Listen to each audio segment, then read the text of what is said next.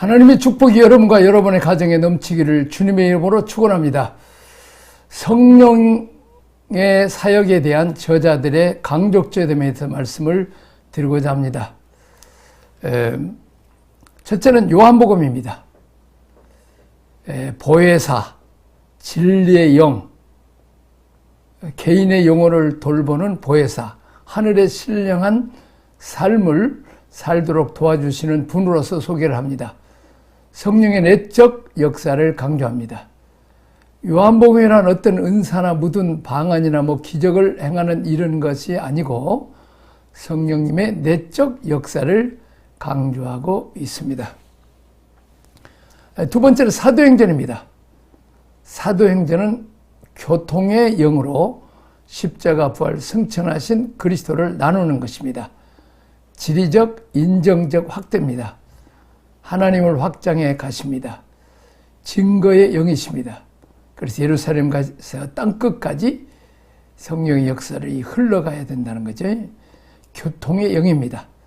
성령님의 외적 역사를 강조하고 있습니다. 그 다음에 서신서입니다. 서신서에 가면 은사를 중심으로 몸을 돌보게 하십니다. 서로 연락하여 지체끼리 연합하고 몸이 되어 가게 합니다. 섬기는 영입니다. 그래서 그리스도의 몸을 세우고 하나님 나라를 세우기 위해서 오신 분입니다. 서신서의 성령은 꼭 몸과 연결되어 있습니다. 교회, 몸된 교회를 유익하게 하고 교회를 세우는, 빌드업하는 일에 성령의 역사가 우리는 그쪽으로 끌고 갑니다. 그 다음에 네 번째 마지막 계시록에 가면 재림을 준비하고 이 땅의 역사를 마감합니다. 이게 하는 일을 합니다. 승리의 영, 교회의 영입니다. 그래서 요한계시록 2장, 3장이 이기는 자들에게 이것들을 유업으로 줄 것이다. 성령님의 승리를 가져가게 합니다. 하나님 보좌 앞에 7영, 온 땅을 돌아다니는 하나님의 7눈, 그런 표현들이 나옵니다. 재림을 준비하는 것입니다. 교회의 영입니다. 그리스도의 몸된 교회가 성숙하는 일을 위하여 수고하는 영으로서 소개를 합니다. 성령님의 다양한 부분들입니다. 외적으로, 내적으로, 사역으로, 몸으로, 전도로 다양하게 역사하신 분이 성령님이 되겠습니다. 그 다음에 여섯 번째, 성령의 역할입니다. 자, 기름 부으심과 인치십니다. 고린도후서 1장 21절에서 22절입니다. 우리를 너희와 함께 그리스도 안에서 굳건하게 하시고 우리에게 기름을 부으신 이는 하나님이시니 그가 또한 우리에게 인치시고 도장 찍었단 말이죠. 보증으로 우리에게 우리 마음에 성령을 주셨습니다. 내가 인침을 받았다. 우리가 예를 들면 우리 가스명수를 하나 먹다 탁할 때 펑 소리 나면 이거 괜찮다. 피 걷다더니 하면 이거 잘못됐다.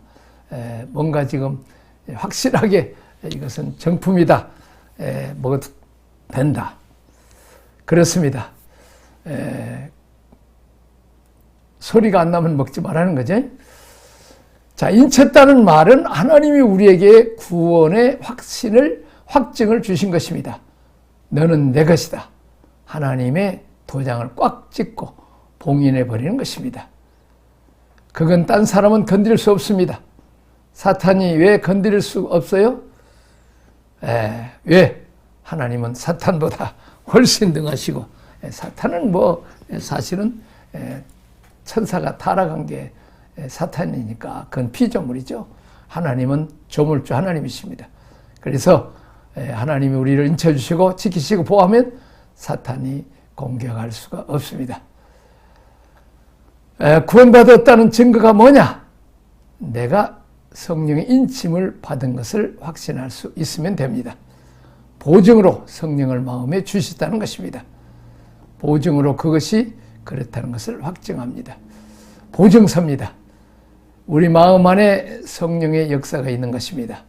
감동이 있고 주님을 섬기고 싶은 마음이 있고 자원하는 마음이 있고 구원의 감격이 있고 예배 때 감동이 있고 설교 준비하다가 교인들이 은혜 받기 전에 목사가 먼저 은혜를 받습니다.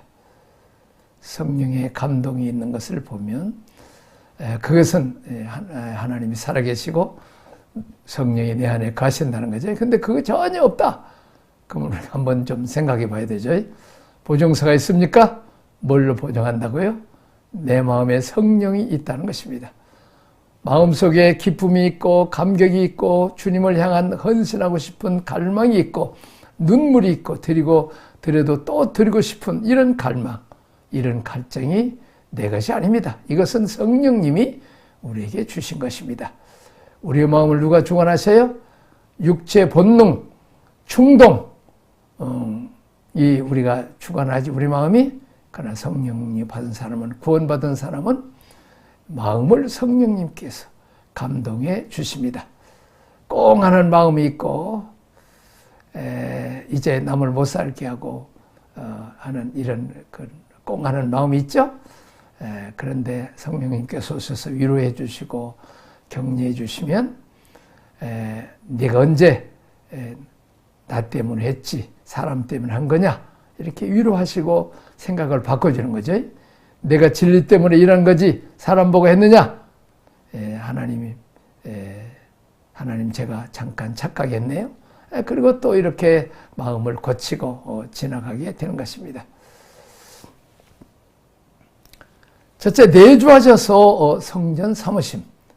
너희 몸은 너희가 하나님께로부터 받은 바 너희 가운데 계신 성령의 전인 줄 알지 못하느냐?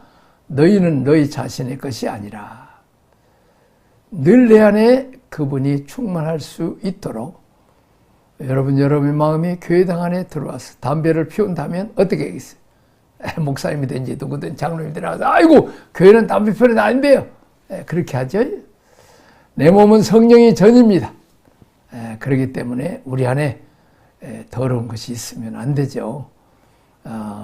또 그러면 성령님 오시기가 거북하니까. 그래서 우리가 회개하고 예수님의 피로 씻음을 받아야 됩니다. 내 생각이 지저분해지면 성령님이 불편해 하십니다. 늘 성령님이 전으로 생각하고 정리해야 되는 것입니다. 자, 두 번째, 모든 진리 가운데로 인도하심. 요한복음 26장 13절. 그러나 진리의 성령이 오시면 그가 너희를 진리 가운데로 인도하시리니 그가 스스로 말하지 않고 오직 들은 것을 말하며 장래일을 너희에게 알리시리라. 성령님께서 우리를 진리 가운데로 인도하신다는 것입니다.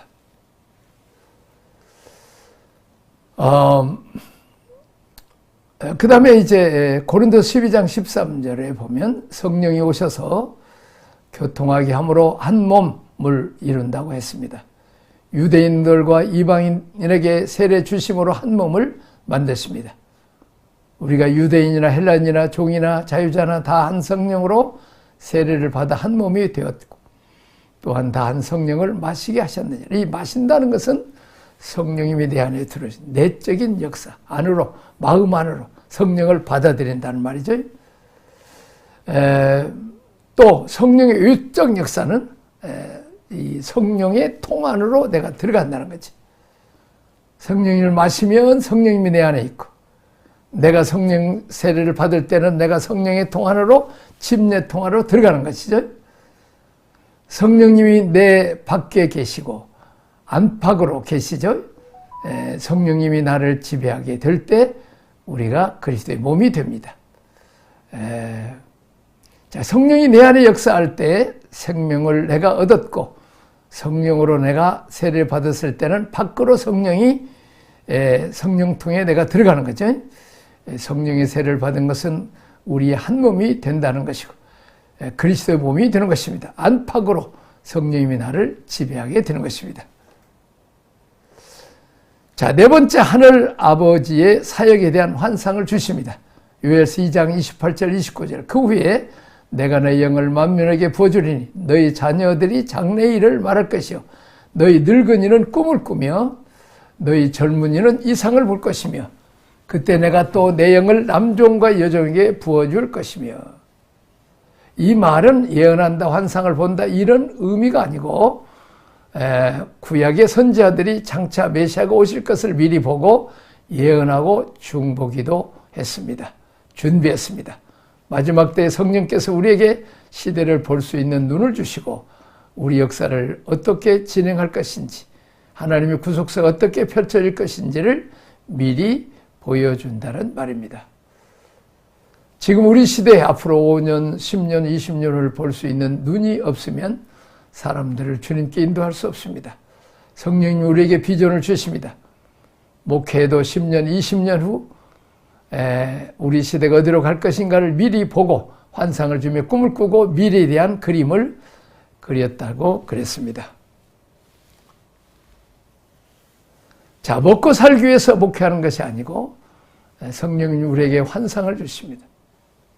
나의 노년에 생명보험을 드려야 되는 이런 준비도 해야 되지만은 60, 70대 은퇴 후에도 내가 이제 말씀을 잘 연구하고 해서 이제 줌으로 또 이렇게 외국에도 말씀을 가르칠 수도 있고 또 노년에도 또 가르칠 수 있죠. 세계를 품고 우리가 또 기도도 할 수 있습니다. 앞으로 역사가 이렇게 추수할 때가 다 되는데 영적인 세계가 우리가 보면서 기도하는 거죠. 양극관성이랍니다. 제가 젊었을 때 이 CD로 설교를 이제 좋은 간증문들을 이렇게 보내는데 언젠가는 교회가 못 모일 때가 온다.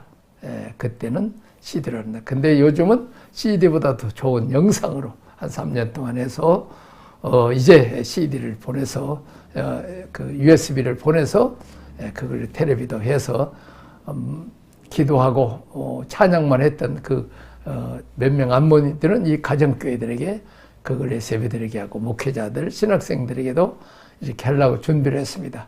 하나님이 젊었을 때 미리 멀리 비전을 주셨는데 특별히 코로나 때 이것이 아주 안성맞춤으로 잘 된 것을 볼 수 있습니다.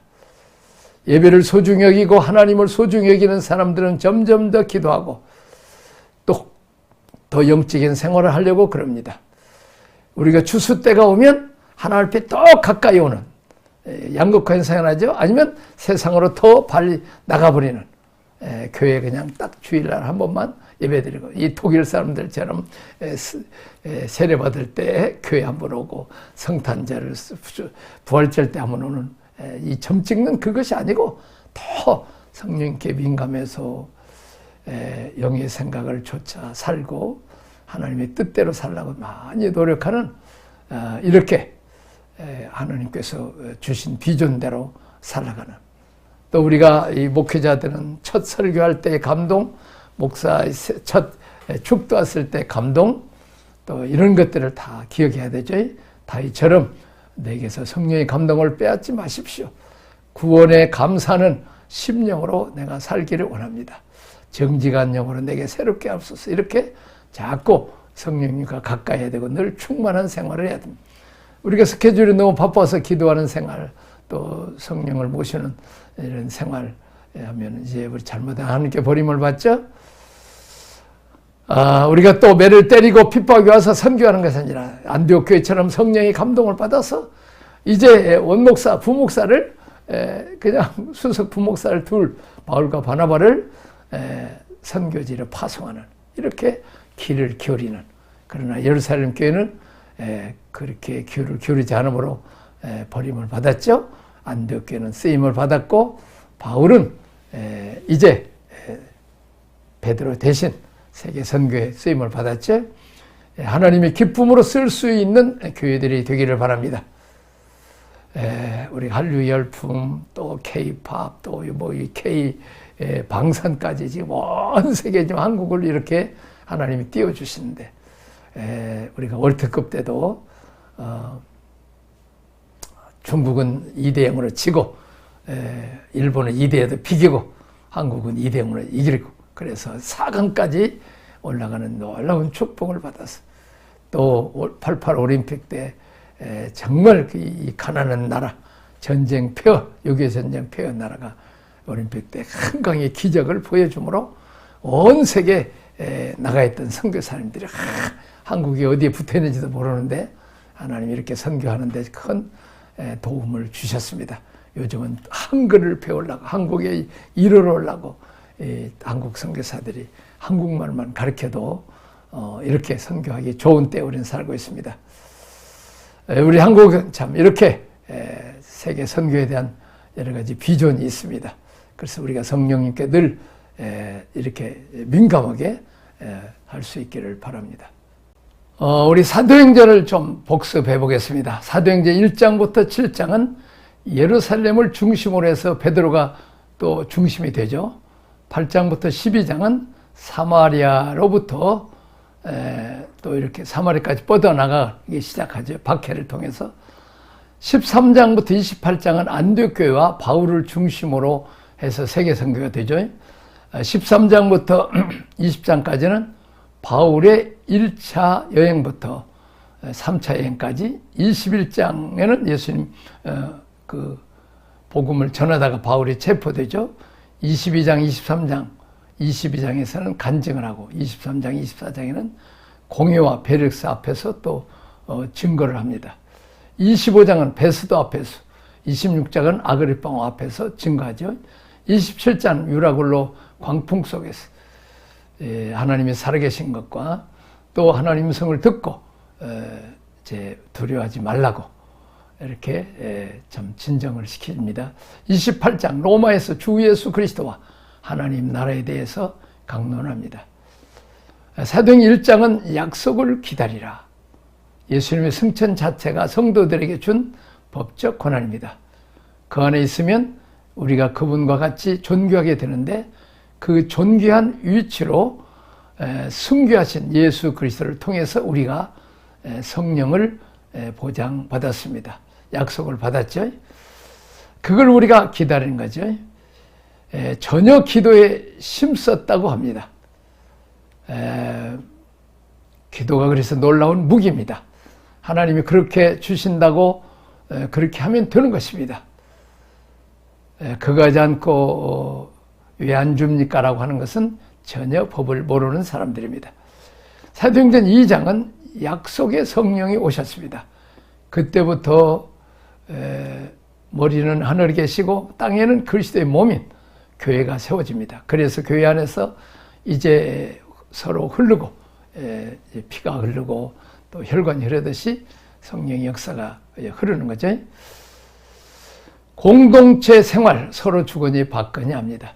3장 예수님의 이름을 사용하는 권세를 가지고 성전의 민면전 안진뱅이를 일으키죠. 4장은 첫 핍박이 옵니다. 외부적인 정치적인 핍박이 옵니다. 5장은 내부에 문제가 생겨요. 쓴뿌리가 나서 오염되기 시작합니다. 그래서 아나니아와 삽비라를 바로 성령님이 심판하십니다. 6장에는 질서가 무너졌습니다. 사도들이 해야 될 일과 조직에서 해야 될 일을 구분을 못하고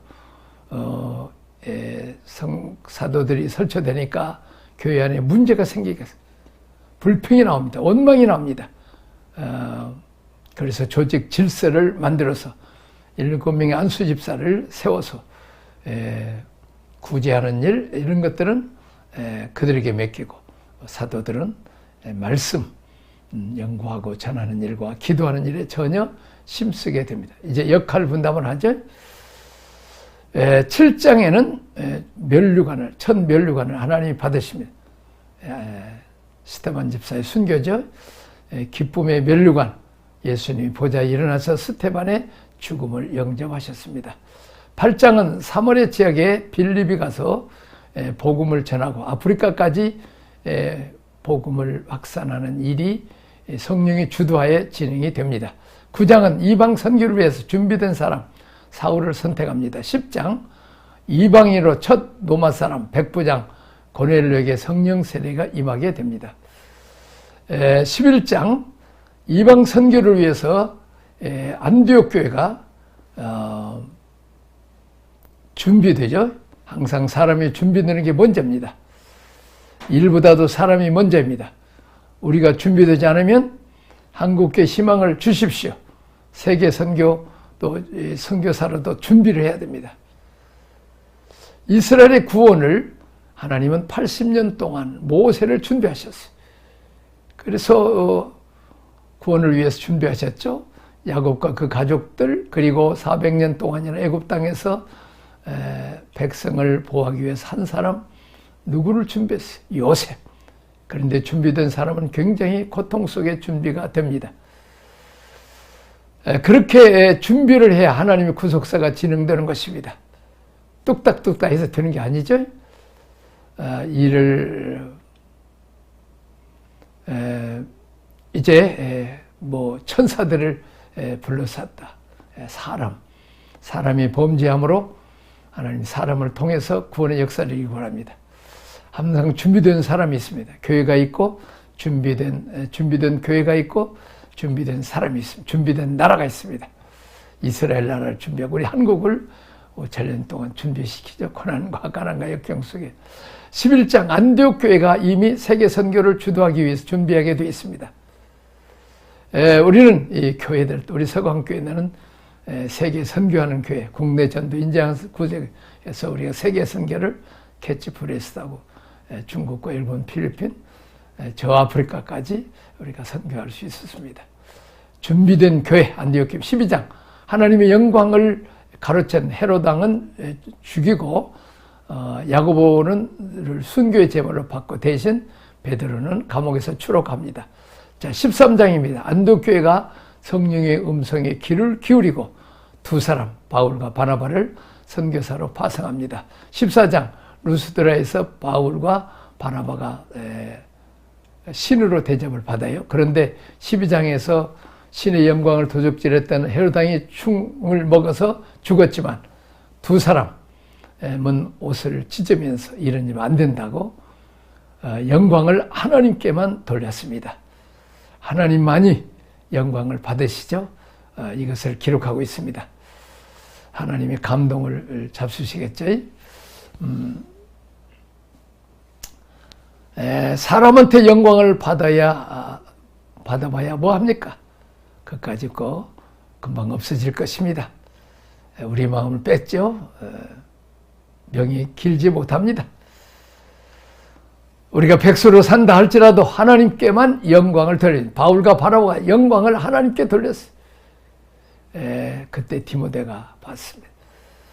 돌에 맞아서 그냥 거의 죽을 징에 됐어. 시체인 줄 알고 성 밖에 갖다 내려다 버렸는데 다시 하나님께서 깨어나서 엉금엉금 기어나와서 바울의 모습을 디모데가 보면서 어린 디모데 마음속에 큰 감동을 받게 됩니다. 15장은 예루살렘 교회가 율법주의로부터 벗어나기 위해서 회의를 했는데 회의는 잘해놓고 유대인들은 다시 율법주의로 돌아가 버립니다. 16장 성령께서 유럽으로 오라고 해서 첫 빌립보 교회가 세워집니다. 17장은 데살로니가, 베레아, 안디옥에서 선교, 전략적인 선교라고 합니다. 18장은 고린도에서 십자가를 강조했는데 누구를 만났어요? 부부를 브리스길라 아울란 만났죠. 참 우리 이런 그 만남이 축복이 중요합니다.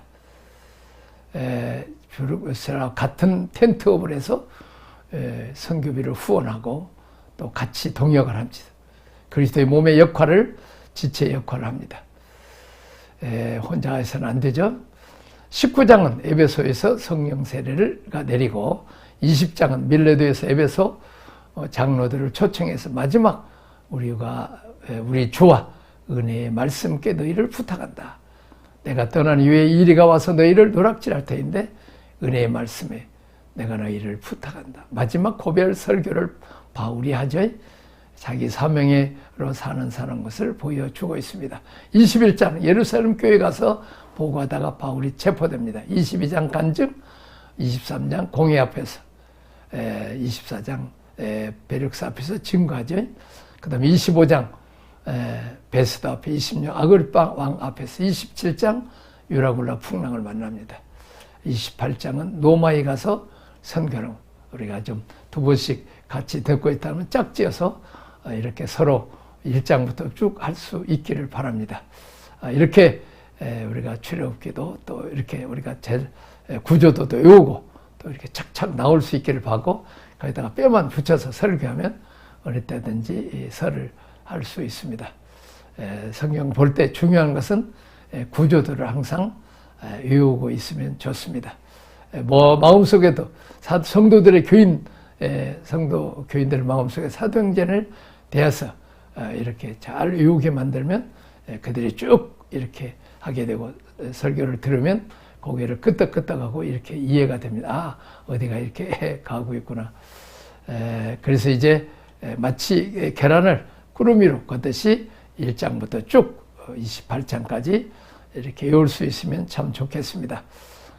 이렇게 사도행전 15장은 뭐고 16장은 딱 이렇게 나오면